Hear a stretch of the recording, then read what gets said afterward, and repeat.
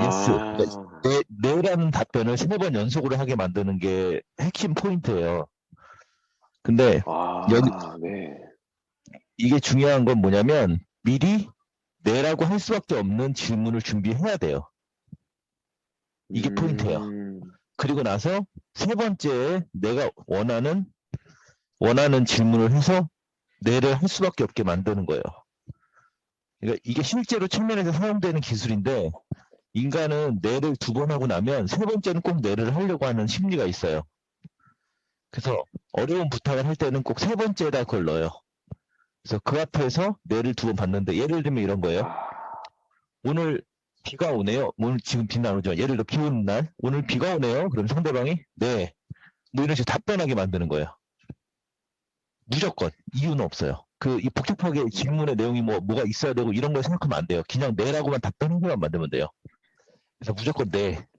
근데 이런 경우가 있어요. 내가 뭐 이렇게 해서 뭐 오늘 뭐 날씨가 좋네요. 그랬는데 상대방이 대답을 안 하는 경우가 있잖아요.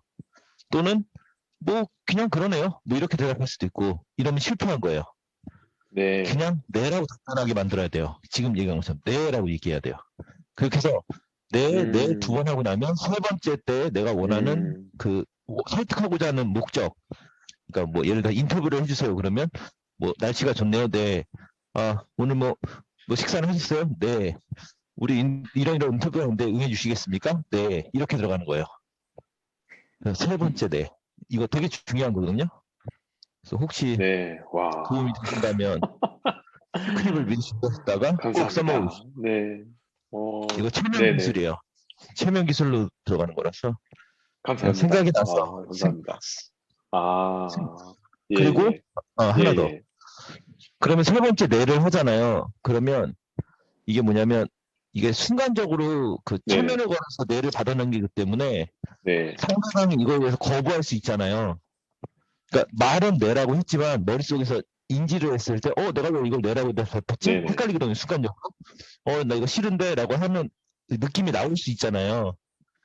그래서 그 느낌을 미리 사전에 막아줘야 돼요. 어떻게 막냐면 네라는 답변에 대해서 강렬하게 칭찬하면서 너무 감사합니다. 이렇게 한다든지 무슨 얘기인지 아시죠? 번복할 수 없게 눌러줘야 돼요. 강렬하게. 그리고 나서 설득의 심리학에서 배웠던 기술 상대방의 약속을 잡게 만들어야 돼요. 이해되세요? 이거 이해되셨습니까? 좀 어렵나요? 2번 원칙이죠. 네, 그래서 이런 식이에요. 흐름을 얘기하면 이런 거예요. 그 사람은 인터뷰를 응하고 싶지 않아요. 근데 오늘 날씨가 좋네요. 네. 식사하셨어요? 네. 그럼 세 번째, 이러이러 인터뷰했는데 응해 주셨습니까? 네. 근데 그 순간 그 사람 머릿속에서 나 이거 바쁜데? 라고 할 거 아니에요. 그러면 네라고 하는 순간 너무 감사합니다. 뭐 님 덕에 큰 도움이 될 것 같아요. 근데 시간은 오전이 편하세요? 오후가 편하세요? 이런 식으로 쑥 들어가는 거죠. 바로. 예를 들면 이해가 되세요? 그래서 바로 그 사람이 저는 오전이 좋죠. 그러면 그 사람이 자기 입으로 얘기한 거잖아요. 자기 입으로 언제 인터뷰하는 게 좋다. 그런 식으로 얘기하게. 그걸 유도하는 거예요. 그다음부터. 그래서 확정을 딱 때리고 결론이 나면 끌지 않고 끊어야 돼요. 그래야 더 길게 안 가요. 이 기술을 사용하시면 그것도 도움이 될 겁니다.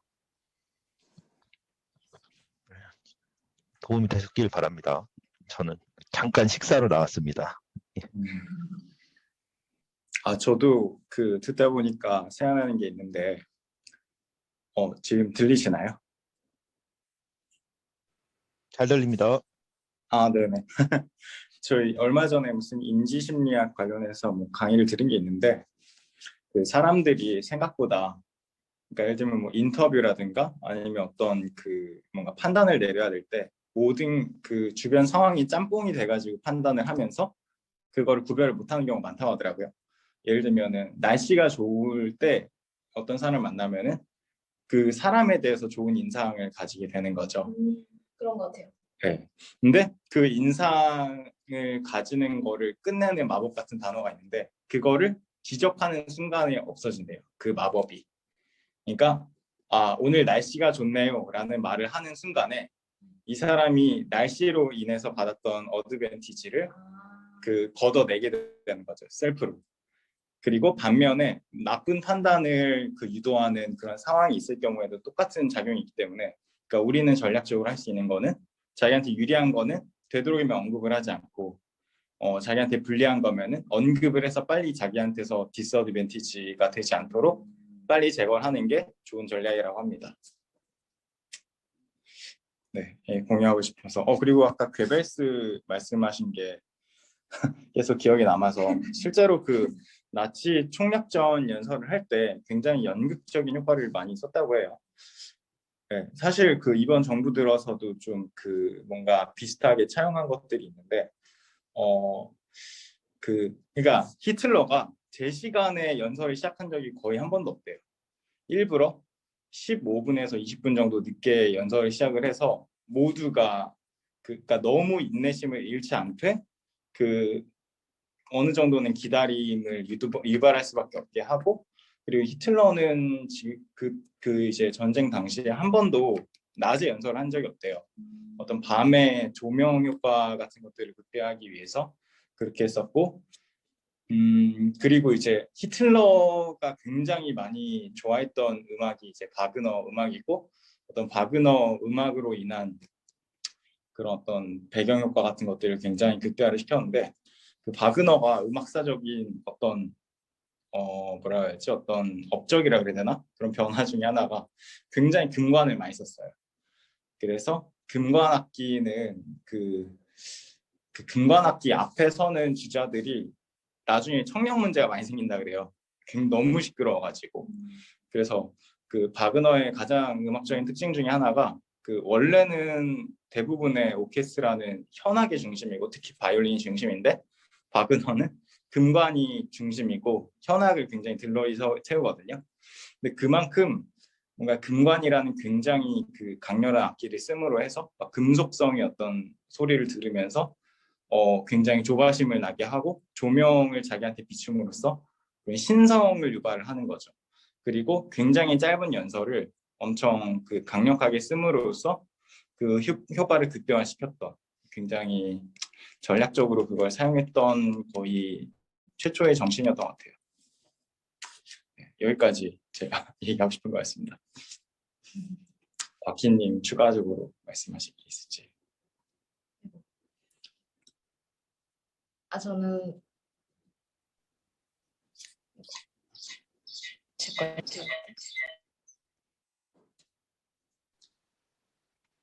저는 아까 들으면서 상대방이 이렇게 대답하게 하라고, 상대방이 얘기하게 하라고 하면 생각났는데, 오은영 박사님이 아이한테 뭔가를 얘기할 때, 그러니까 아이가 선택할 수 있게 해주면은 좋다고. 그러니까 예를 들어서 당근을 먹자, 당근 먹어야 돼? 그러니까 이게 아니라 당근 무침을 먹을래, 당근 볶음을 먹을래? 뭐 이런 식으로 둘 중 하나를 선택해야 되는데 둘 다 내가 원하는 방법으로 얘기를 하면은, 원하는 주제를 가지고 얘기를 하면 된다고 해서, 저도 요즘에 뭔가 누구한테 뭔가 요청해야 될 때 그렇게 말을 하거든요. 그러니까 뭔가 이거 해주실 수 있으세요? 이거 해주셔야 돼요. 이게 아니라 이거 오전까지 해주실 수 있으세요? 아니면 오후에 하시는 게 좋겠어요? 그러니까 이런 식으로 해서 하는 건 하는 건데 선택권은 상대한테 준다는 식으로 얘기를 하니까 그게 좀 잘 풀리는 것 같더라고요. 객관식을 유도하는 거죠. 네, 오은영 박사님에게 되게 감사하고 있는데, 네, 그게 아까 생각났습니다. 예, 저 잠깐 접속 끊겼다 다시 왔습니다. 네. 저는 근데 저번에 갑처럼 말하고 그러니까 갑인 것처럼 이렇게 분위기를 풍기면 갑이 된다고 그때 마지막에 말씀하셨잖아요.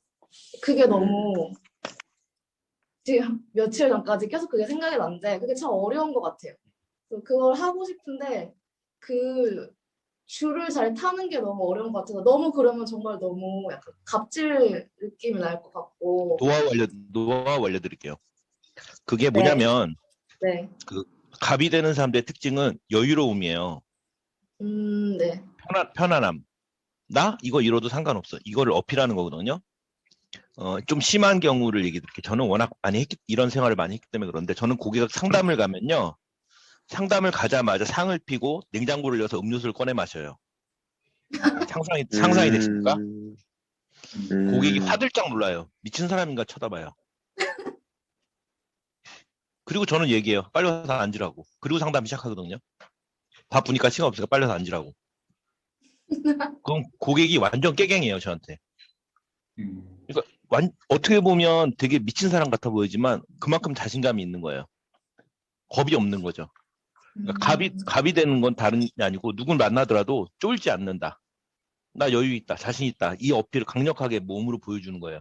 그렇다고 해서 남의 집 와서 냉장고를 열라는 의미는 아니고요. 그만큼 편안하게 하시는 게 핵심이다. 제가 얘기하는 갑은. 예. 이게 제가 업무 특성상 협력 업체랑 뭔가 얘기를 하고 조율할 일이 되게 많은데 이제 협력 업체라고는 하지만 뭐 엄밀히 계약서를 만약에 쓴다고 치면은 제가 있는 위치를 갑으로 놓고 그쪽에 의리기는 하죠. 그래서 약간 좀 뭔가 얘기를 하거나 요청을 하거나 요구를 할 때 너무 이렇게 강하게 얘기하거나 푸시를 하면은 좀 그렇게 받아들이실까 봐 약간 갑질을 하네 약간 이런 식으로 받아들이실까 봐 굉장히 조심스럽게 말을 하고 좀 부드럽게 말을 하고 약간 좀 요청하는 듯이 아 죄송한데 이거 진짜 저희 꼭 필요해가지고 이러면서 부드럽게 얘기하는 경우가 많은데 근데 또 그게 되게 지속되다 보면은 뭐 좋은 경우도 물론 되게 많이 있긴 한데 어떤 경우는 약간 그게 뒤집히는 경우가 있더라고요. 그러니까 너무 그쪽에서 오히려 강하게 하시고 약간 좀 저를 아래로 보는 듯이 얘기를 하시고 약간 저렇게까지 말씀하시면 안 되는 건데 지금 나한테 약간 이런 생각이 들게 행동을 하시는 경우가 많아서 약간 그럴 때 좀 내가 어떤 스탠스를 취해야 하는가라는 생각을 되게 많이 했었어요. 근데 저도 그래서 약간 20대 때 저도 영업을 했었으니까 저도 B2B니까 사실 고객을 상대하는 거 아니잖아요. 그래갖고 무조건 상대방한테 무슨 계기든 처음에 그 뭔가 협상하게 되면 무조건 뭔가 하나를 싸움을 걸어가지고 했었어요. 그러니까 싸움을 걸면은 얘가 어린 줄 알고 봤는데 뭔가 얘가 되게 싸가지가 없다. 그러니까 싸가지가 없다는 건 되게 좋은 장점인 것 같더라고요. 순간 저의 30대 초반 얘기를 듣는 것 같아 깜짝 놀랐습니다. 그리고 예. 생각난 건데 김윤진이 처음에 할리우드 진출했을 때 사실은 네. 되게 자기가 불리한 입장인데 일부러 그 이제 뭐 영화 같은 거 출연 같은 거 제의가 오면은 일부러 엄청 스케줄이 많은데 잠깐 그러니까 잠깐 시간을 낸 것처럼 연출했다고 해요. 그래서 약속도 한두 번씩 바꾸고 그리고 뭐 미팅도 뭐 약속된 시간에서 조금이라도 벗어나면 지금 가봐야 된다.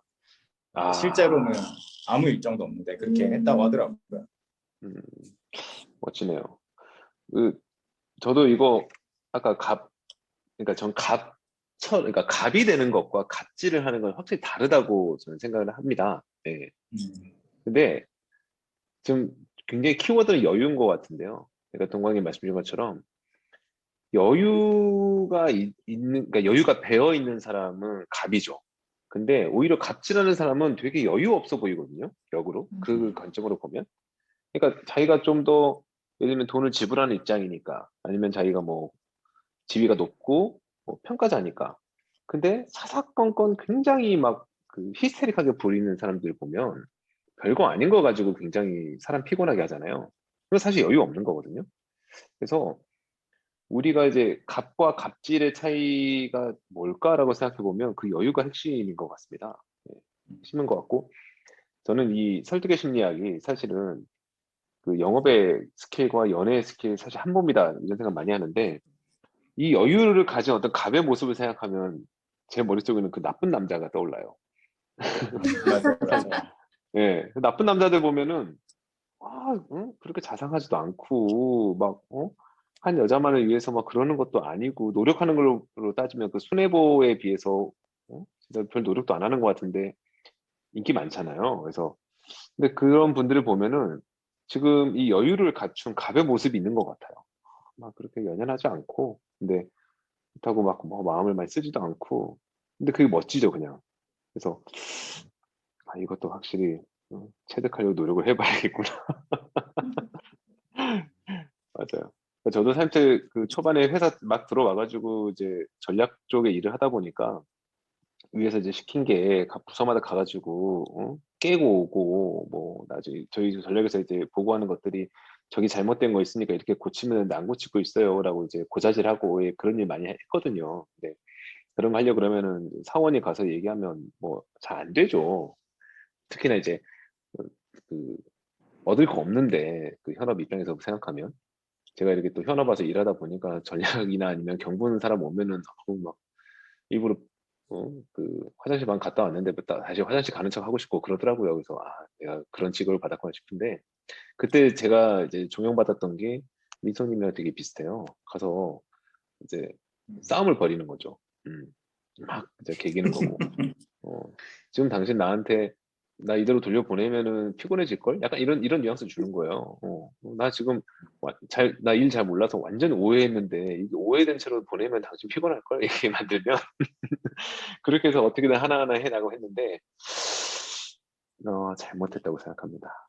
되게 어리석은 방법이었어요. 지금 생각해 카르마가 쌓이죠. 카르마가. 저도 지금 네, 싸울까 맞아요. 싶어요. 나도 한번 네, 싸울까 가서.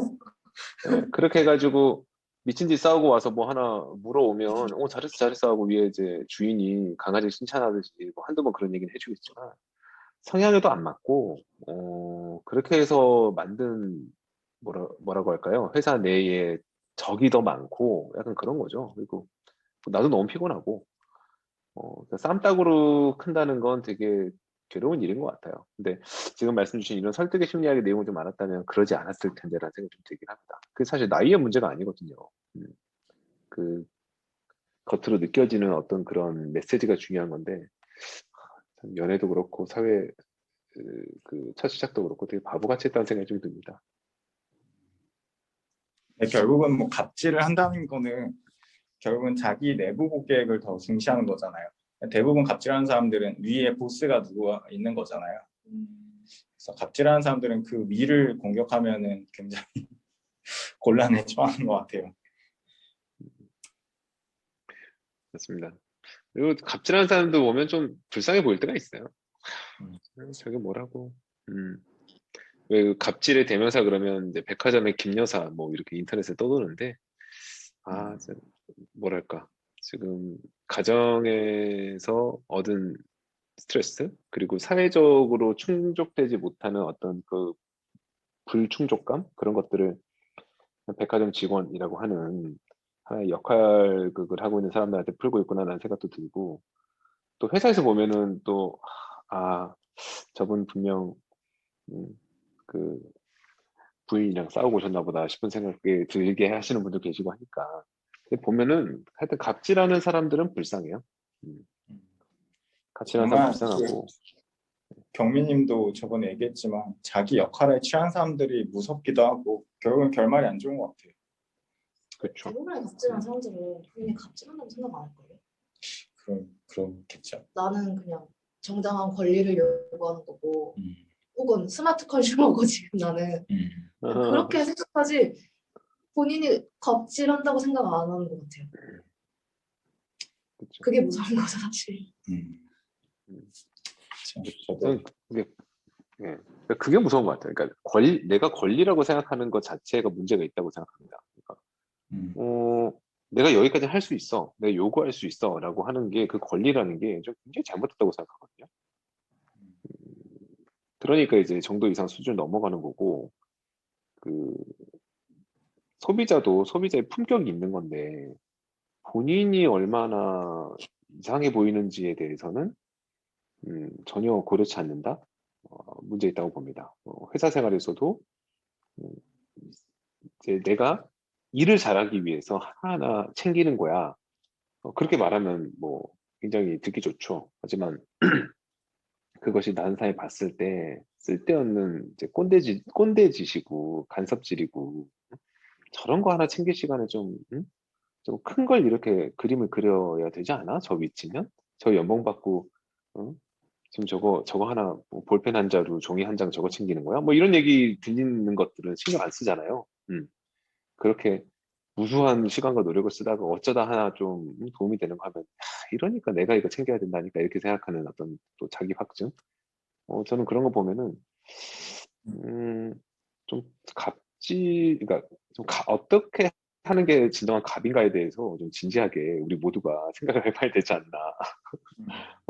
모두가 여유를 갖고 또 내가 여유를 가지고 풀어놔야 또 상대방이 그 여유만큼 또 채우면서 또 그게 성장의 영역이 아닌가 싶거든요. 그런 생각. 그런데 이게 그 뭔가 갑질이라는 것 자체가 뭐 결국은 뭐 우리가 좀 더 바른 인생을 살기 위해서뿐만 아니라 결국은 생존에도 중요한 문제인 것 같아요. 왜냐하면 사실 맞습니다. 사람이 언제 입장이 바뀔지 모르잖아요. 맞아요. 근데 그거를 막 그런 카르마를 여기저기 쌓아놓은 사람들은 굉장히 말로가 비참하니까 항상 네네. 퇴로를 열어놔야 되는데 그 퇴로를 열어놓기 위해서 그 사람들이랑도 굉장히 잘 관계를 가지는 게 중요한 것 같아요. 맞아요. 언제 어디선가 가릴 수는 없는 건데. 그렇죠. 맞습니다. 저도 이제 재무 쪽에 있다 보니까 사실 은행이나 증권사에 대해서 되게 갑인데 절대로 그러니까 사실 이 업무를 오래 한 뭐 팀장님이나 이런 분들은 약간 그런 게 있거든요. 막 그 주말에도 일 시키고 막 그렇게 하려고 하는 게 있는데 제가 최대한 방어를 하려고 하거든요. 왜냐하면 내가 언제 나갈지 모르니까 이 사람이 어떤 역할극에 동참해서 이런 짓에 동참하다 보면은 저는 그 점점 고립될 거잖아요. 그렇다고 그렇죠. 회사가 저의 어떤 노후를 보장해 주는 게 아니니까 사실 저는 이런 굉장히 실용적인 필요 때문에 네. 거기에 뭔가 동참하지 않으려고 노력을 하게 되는 것 같아요. 맞습니다. 그리고 지난번에 일요일에 해주셨던 말씀 중에 저희 아내가 굉장히 크게 감명받은 대목이 있었는데 제가 저녁에 디브리핑을 했거든요. 네. 그러니까 저희 아내도 이제 현재 지점에서 그 기업금융을 하다 보면 또 이게 B2B이긴 하지만 계속해서 그 클라이언트를 상대하는 일을 하고 있어요. 그래서 업무를 처리하는 건 하는데 사실 이상한 거 이제 계속 이제 대화를 섞게 되는 일들이 있을 때마다 이제 아내가 좀 이게 잘하는 게 뭘까라는 고민을 지속적으로 해오고 있는 상황이었습니다. 근데 그 동관님 말씀 주셨던 중에 굉장히 경종을 울렸던 게 그 제 나름대로 해석을 하게 되면 가치 판단을 말하지 말고 그 사실 그 띵을 얘기해라라고 말씀 주신 게 있었잖아요. 여기 휴대폰이 있네요. 뭐 이렇게 말씀드렸던 거.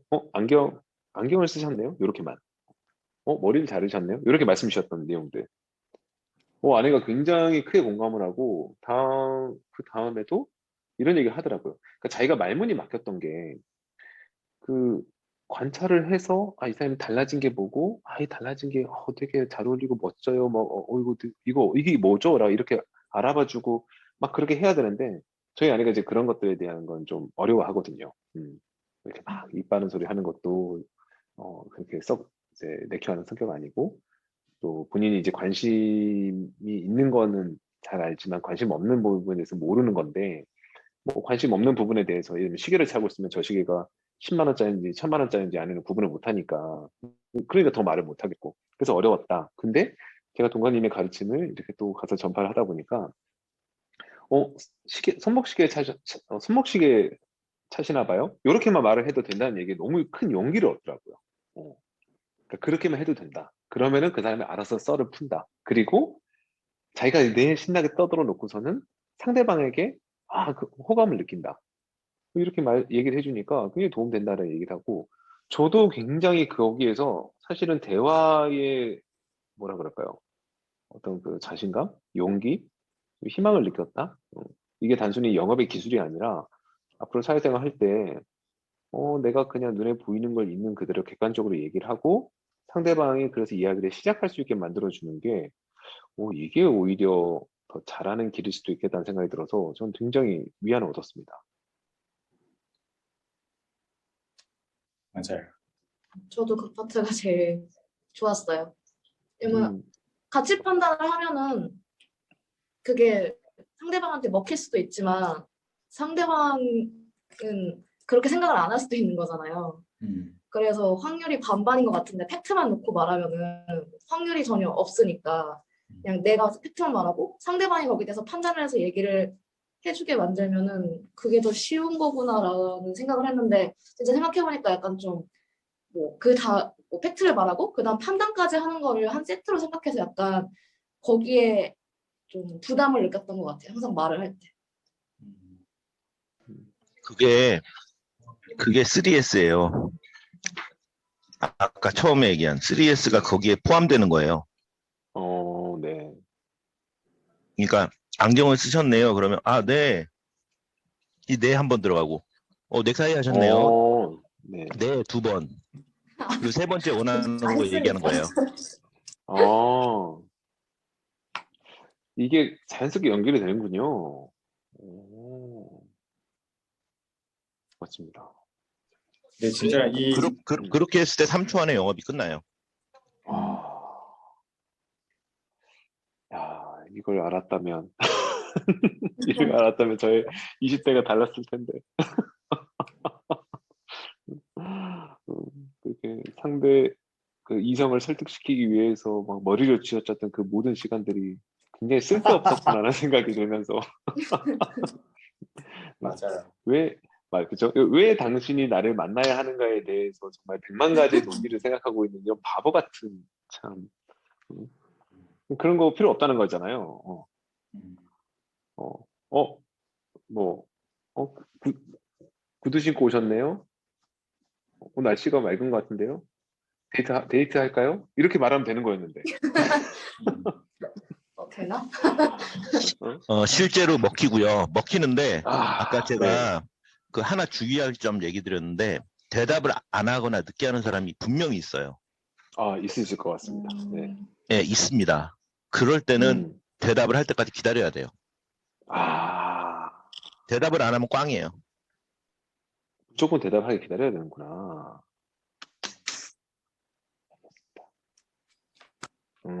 왜, 음, 왜 우리도 지금 이거 할 때 네네. 아무도 말 안 하고 있으면 서로 막 불안해지잖아요. 그렇죠. 무슨 네. 무슨 말인지 아시죠? 예, 알고 상대방도 있습니다. 마찬가지예요. 그래서 대답할 수밖에 없어요. 음, 기다리면. 심지어는 아, 5분까지도 기다립니다. 기다려라. 그 침묵의 시간이 무언의 압박이 되는 거잖아요. 그쵸? 상대방도 내가 질문을 예, 받았는데, 제가 그 룩홀드 스마일 얘기하면서 제일 중요한 게 룩도 아니고 스마일도 아니다. 홀드다라고 음, 말씀드렸잖아요. 홀드다. 예, 홀드가 그 얼음이 녹는 시간이거든요. 그러니까 그 상대방의 얼음이 엄청 두꺼우면 그 녹는데 오래 걸려요. 홀드를 그렇게 그만큼 이해하면 길게 되겠다. 끌어가야 돼요. 음, 그거 못 참으면 다시 얼어버려요. 아, 이게 핵심이에요, 이게. 홀드. 네, 진짜 되게 말씀 주신 원칙들이 되게 좋은 점 중에 하나가 뭔가 이게 사실은 영업이나 이런 거 하면 되게 자존심 상하는 경우가 많잖아요.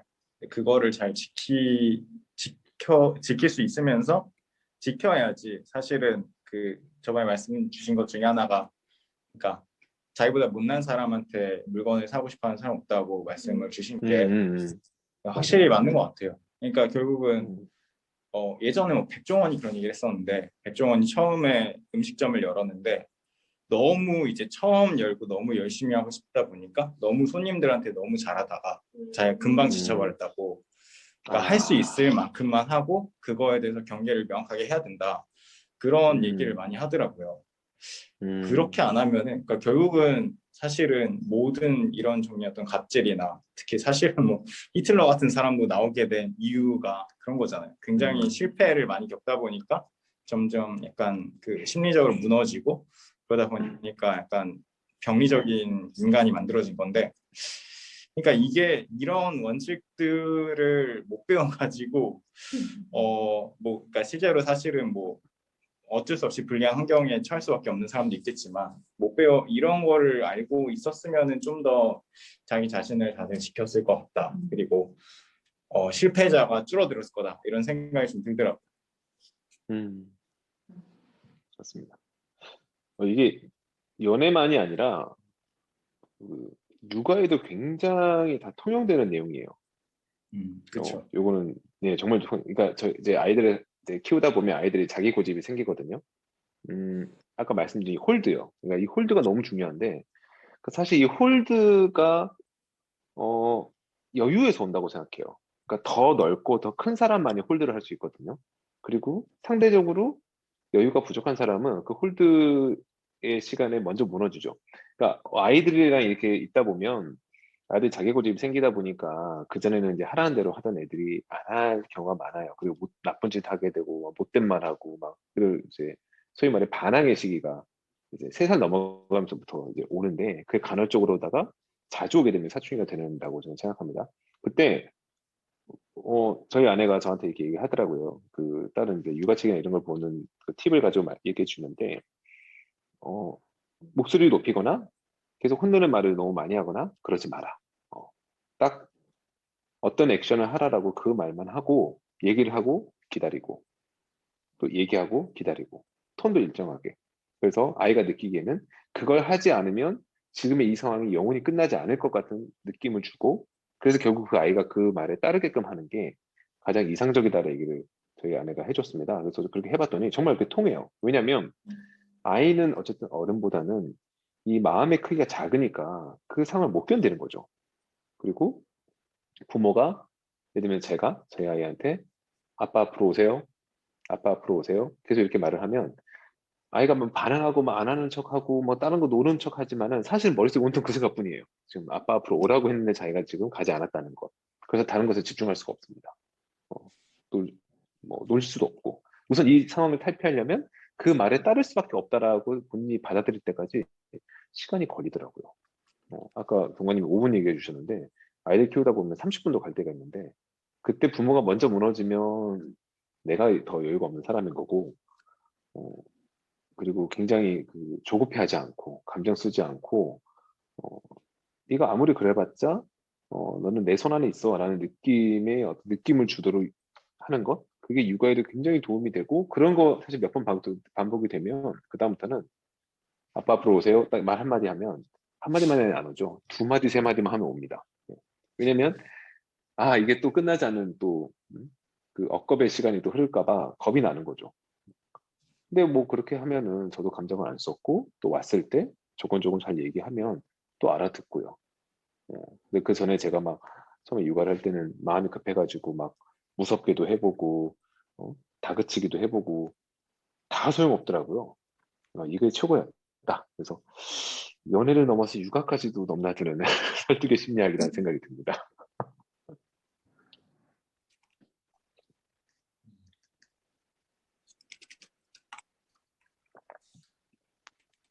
근데 보이저님은 말씀이 좀 어려우세요? 어려우신가 봅니다. 보이저님 많이 바쁘신 것 같아요. 저는 지금 바쁩니다. 네, 동원님 많이 동원님 이렇게 바쁘신데도 이렇게 좋은데 해주셔서 너무 감사드리고요. 네. 재밌네요. 네, 너무 재밌는 것 같습니다. 이게 그러니까 저는 그 여유가 그러니까 아까 여유를 말씀 주셨던 게 굉장히 중요하다고 생각하는 게 제가 살면서 매력을 느끼는 사람들은 따지고 보면 다 여유 있는 사람들이었어요. 금전적인 여유가 아니라 마음의 여유인 거죠. 각박하게 사는 사람이 제가 멋져 보일 때가 있었습니다. 그러니까 10대 때 그리고 20대 때 사회에 들어가려고 준비할 때 막 정말 1분 1초도 허투루 쓰지 않고 어떤 자기 성공을 위해 내달리는 사람들 최고 속도로 정말 밟아대는 사람들 너무 멋있더라고요. 그게 왜 멋있었는지 모르겠어요. 이제 이게 인문학 교육이 제대로 되고 있지 않은 한국의 현실인 것 같은데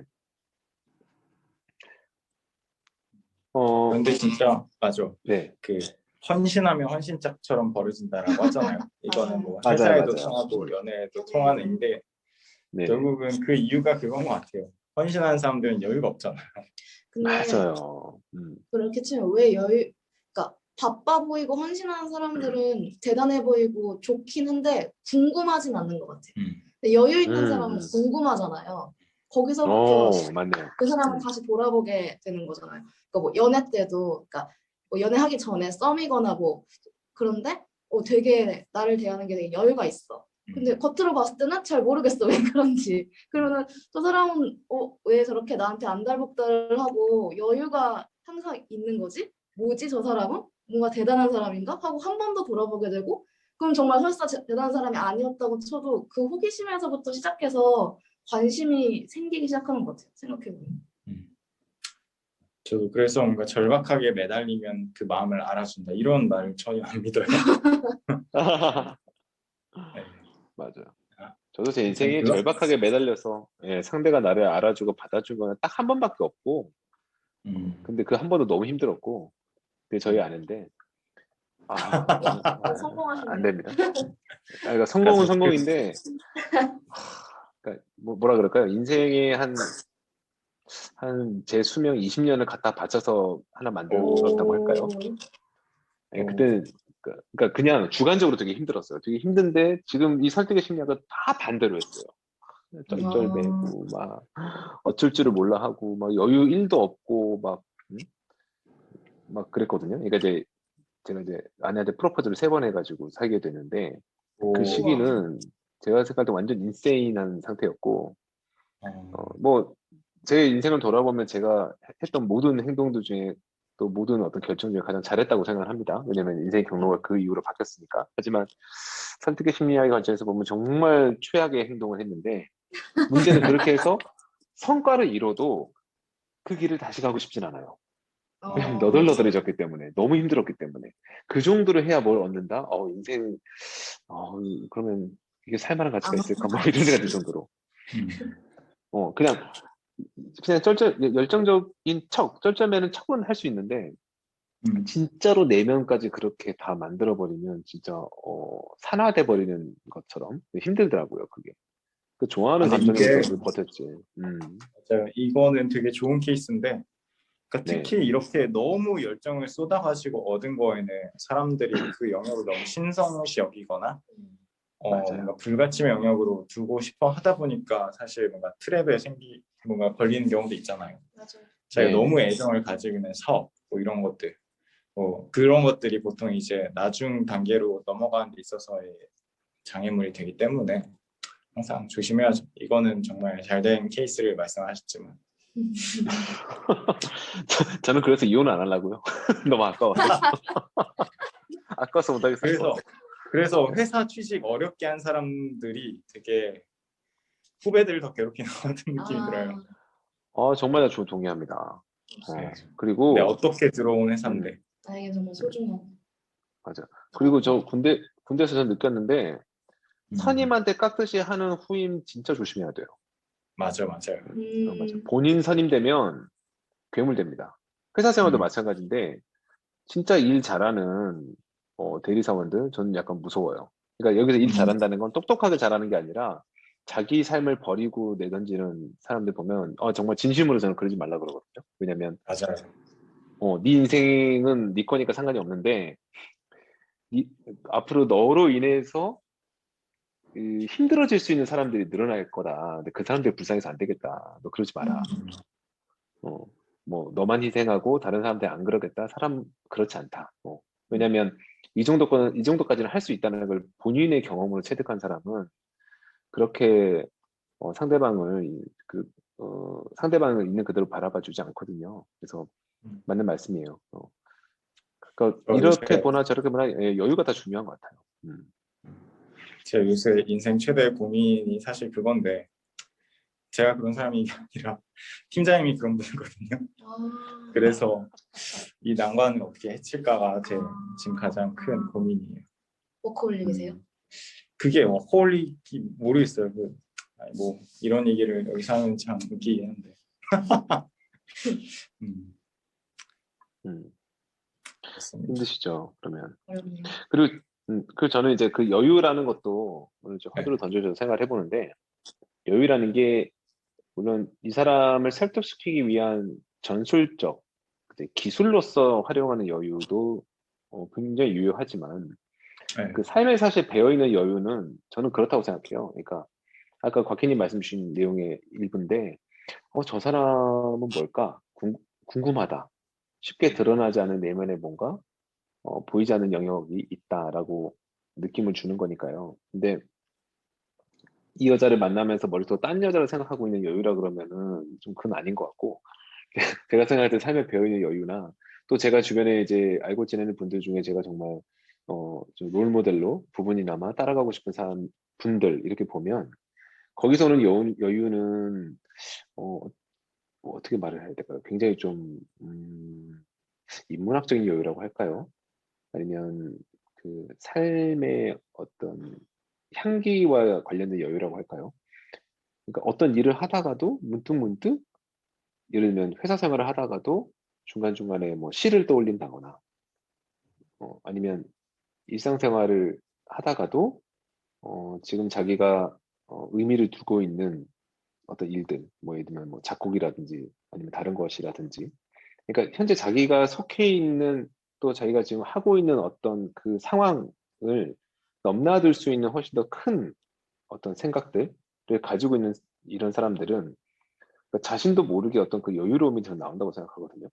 그걸 이제 그 산업화 시대에는 딴 생각이라 그래가지고 절대 못하게끔 했겠지만 저는 요즘 다른 생각이 듭니다. 그러니까 지금 굉장히 힘든 상황이고 막 모두가 다 지금 그 어떻게 보면 지쳐 있으면서도 어찌할 수 없는 그런 정신적인 어떤 얼어붙은 상태인데도 그 순간에도 자기다움을 잃지 않는 사람들이 있어요. 우리가 이제 미드나 아니면 영화 같은 거 보면 꼭 그런 사람 나오잖아요. 경험 많은 사람들 막 사람들이 막 이거 어떻게 될지 몰라서 막 우왕좌왕하는 사위에도 그건 뭐 잠시 좀 기다려봐. 되게 저게 나올 거야. 약간 이렇게 나오는 사람들이 연기하는 거 보면 캐릭터가 참 매력적이라는 생각을 할 때가 있는데, 근데 제가 실제 그 살아가는 그 캐릭터들, 인물들을 보면 사실 그 안에 그 여유의 공간이 뭐가 있을까 이렇게 보면 훨씬 더 큰 생각들이 있는 것 같아요. 지금 당장 현실 또 일상 여기에 이제 천착하는 것이 아니라 자기가 의미를 두는 더 큰 영역에 대한 생각, 그런 생각을 이제 품고 있는 사람만이 연기로서의 여유가 아니라 진짜 삶의 여유가 나오지 않나 생각이 듭니다. 그건 흉내를 못 내죠. 맞아요. 맞아요. 예. 흉내도 못 내고 제가 이제 독서 모임 하는 거 오래됐고 주변에도 뭐 물어보면 저는 독서 모임 한다 이렇게 하고 있다 얘기하니까 이 독서 모임 자체를 굉장히 어떤 그런 매력적인 여유의 포인트로 생각하는 사람들이 덜어 있으시더라고요. 그래서 와 우리 만나서 무슨 얘기 하지 아니면 그 환상이 깨질까 봐 절대 들려주지 말아야겠다는 생각도 하는데 근데 그런 것 같아요. 그러니까 여유라는 건 곽현이 말씀 딱 맞는 것 같아요. 미스테리함이 있어야 돼요. 뭐지? 저 사람은 내가 똑같이 회사 생활하는데 저 사람 나는 모르고 또 다른 사람 대부분 모르는데 저 사람만 갖고 있는 뭔가 있는데 괜찮아 보이는데 뭔지 모르겠어. 저게 뭐지? 그럴 때 어떤 그 여유의 힘이 발휘되는 것 같다는 생각이 들어요. 음. 맞아요. 네. 그리고 약간 또 조심해야 되는 것 중에 하나가 약간 저는 사실 그런 거를 제일 경계하는 것 중에 하나가 일단 요거는 뭐 좀 다른 얘기라서 좀 그런 거 있잖아요. 예를 들면은 내가 가장이라 어쩔 수가 없다. 그러니까 뭔가 사실은 다른 영역이 것을 그러니까 사실 뭔가 가족을 가져오게 되면은 자기 어떤 비윤리적인 행위나 이런 것들도 굉장히 합리화시킬 수 있게 되잖아요. 그렇죠. 그죠. 그런 것들을 되게 조심해야 된다라고 생각을 하고 있어요. 그거는 여유랑 어떻게 연관을 지을 수 있을지 모르겠는데, 그러니까 결국은 그런 거죠. 뭔가 하나에 지금 매몰돼서 자기가 굉장히 희생하고 있다라는 감정을 갖고 있다 보니까 거기에 대해서 보상 심리를 뭔가 자기가 신성시시키는 영역에서 자꾸 찾으려고 하는데 그렇게 하다가 괴물이 되는 것 같아요. 사람들이. 맞습니다. 좀 나는 이렇게 동의합니다. 가족도 못 보는데 너네는 왜 이렇게 이렇게 여유로워 보이냐 이런 식으로 하는 것들이 있잖아요. 그런 것들을 경계해야 되는 것 같아요. 적어도 우리는 그렇게 안 되기 위해서. 지금 팀장님에 대해 얘기해 주신 겁니까? 그렇지 않습니다. 지금 아까 주저하셔다가 말씀 안 하신 내용이 혹시 팀장님이 기억이 아파십니까? 그렇지 않아요. 아직은 된 지 얼마 안 됐기 때문에 그러니까 어떻게 포지셔닝을 맞네요. 해야 되는지를 고민하고 있습니다. 아기 기록이네요. 네. 아직 한참 외로울 때. 그렇지 않은데 뭔가 네. 그런 레퓨테이션이 있으셔서 좀 조심하고 있어요. 네네. 알겠습니다. 예, 제가 시간이 별로 제가 그 여유가 별로 없어서 많이 얘기를 못 했는데, 왜 얘기를 못 하는데, 여유 얘기 나왔잖아요. 네네. 여유 얘기 나오면 아까 궤베스트 얘기 나왔는데, 저는 제일 핵심적으로 보는 게, 그 아까 그 뭐냐면 저거예요. 이게 좋은 기술이라고 얘기할 수는 없는데 그 여유를 찾을 때 이제 남자 사용 설명서에서는 어떤 걸 방법으로 주냐면 그 어느 한 지점을 응시해라 이렇게 얘기하거든요. 그래서 그러면서 이제 다양한 것들을 상상해라. 그러니까 상대방을 다르게 말하면 상대방을 무시하고 그냥 다른 상상을 하는 거죠. 그런 식으로 이제 하라 이런 식으로 얘기를 하는데 제가 그 조직에서 쓰는 가장 그 합의를 시키는 방법 중에 하나는 그 적군을 하나 두는 거예요. 그 유대인을 적으로 두고 나치가 뭉쳤듯이 맞아. 하나의 그 적을 두는 방법이 생각보다 상당히 효과적이거든요. 그래서 맞아요. 좋은 말로는 공통의 목표고 나쁘게 말하면 공통의 적을 두는 거죠.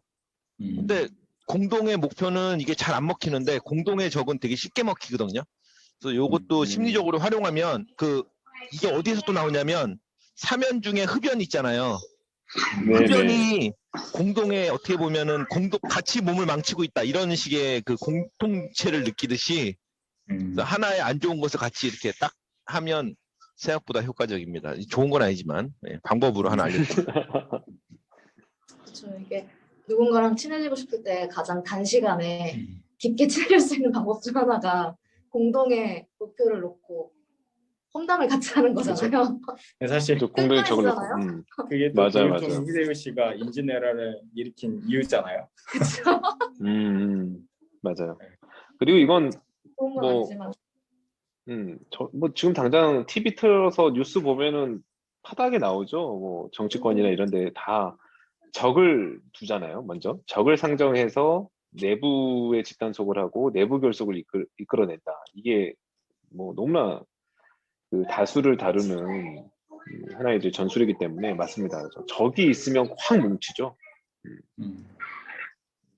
저는 제가 뭐 지금 떠오르는 영화는 곡성을 보면 저는 곡성의 영화가 너무 대단한 나홍진 감독 뭐 하시는지 모르겠어요. 빨리 좀 영화 좀 만들어주시면 좋겠는데 곡성이 그렇지 않습니까? 결국 곡성은 저는 안정된 내부에 외부인이 침입한 사건이라고 보거든요. 그 이야기 전체가 곡성이라는 한 마을이 평화롭게 있었는데 일본인인데 이게 괴물인지 사람인지 되게 미스테리한 사람이 들어오면서부터 나타나는 모든 문제들인데 거기서 보면은 결국 외지 누군가가 들어오니까 막 그 보면은 그 주인공인 곽도원이 연기한 그 캐릭터와 그리고 주변에 막 고향 친구들 막 다 달려들어가지고 막 하는 모습을 보면은 그게 자연스럽게 흘러가는데 그런 느낌이 들거든요.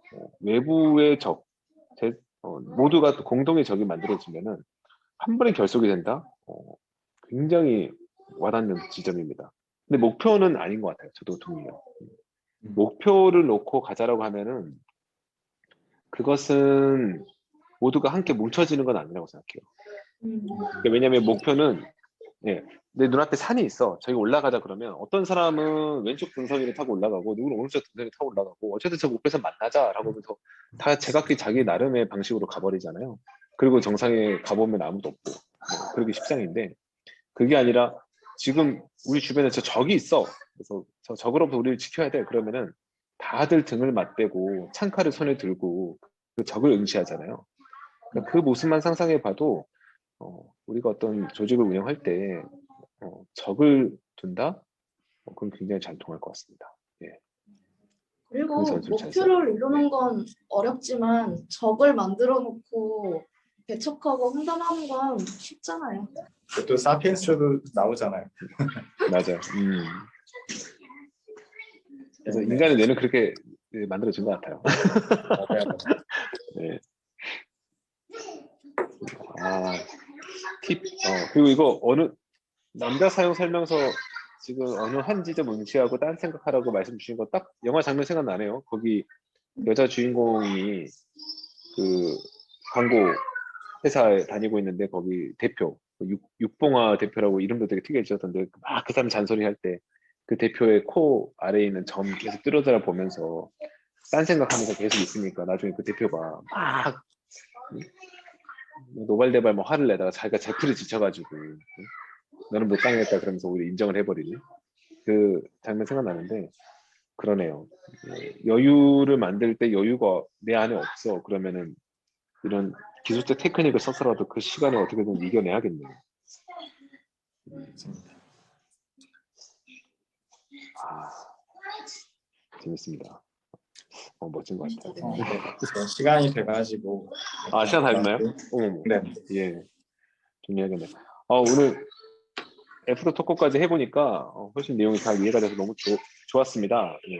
지금 참석해 주셔서 다 너무 감사드리고 또 동관님께서 또 원포인트 레슨을 이렇게 중간중간 해주셔가지고 더욱더 제 삶에 잘 적용을 시킬 수 있을 것 같습니다. 예. 설득의 심리학은 뭐 이론편, 실전편 해가지고 2번 나눠서 이렇게 진행한 걸로 전체 잘 마무리가 된 것 같고요. 혹시 이 다음 발제를 좀 어떤 생각해 놓으신 게 있으신 분이 있으시면은 카톡에 말씀을 해주시면 어떨까 싶습니다. 지금 전체적으로 제가 볼 때 경민님부터 박희님, 조이더님, 그렇죠. 저도 제가 토지를 하고 나서 쭉 이제 폴리패스부터 시작해서 쭉 한 바퀴 돌았기 때문에 폴리패스를 하셨기 때문에 보이더님은 하셨네요. 네. 그래서 하신 지 좀 오래되신 그 느낌이 드는 게 경민님, 곽희님 하신 지 좀 된 것 같고요. 그래서 이렇게 좀 생각되고 있는데 최근에 하신 분이 바로 하시면은 좀 이제 호흡이 좀 가쁘실 수 있으니까 혹시 생각하셨던 내용이 있으면은 카톡에 말씀 주시고 진행하면 좋을 듯 싶습니다. 예. 그래서 지금 또 3월이 됐고 날이 좀 따뜻해지고 있는데 지난번 저희 일요일에 했던 거 되게 전 좋았거든요. 그리고 심야에 저희 또 만나서 토크했던 것도 굉장히 좋았기 때문에 그런 이벤트도 중간중간 만들어서 좀 재밌게 남들이 보면 막 궁금하고 알고 싶은 그런 멋진 여유를 즐기는 저희 독서모임 될 수 있도록 함께 노력했으면 좋겠습니다. 감사합니다. 감사합니다. 네, 수고 많으셨습니다. 네.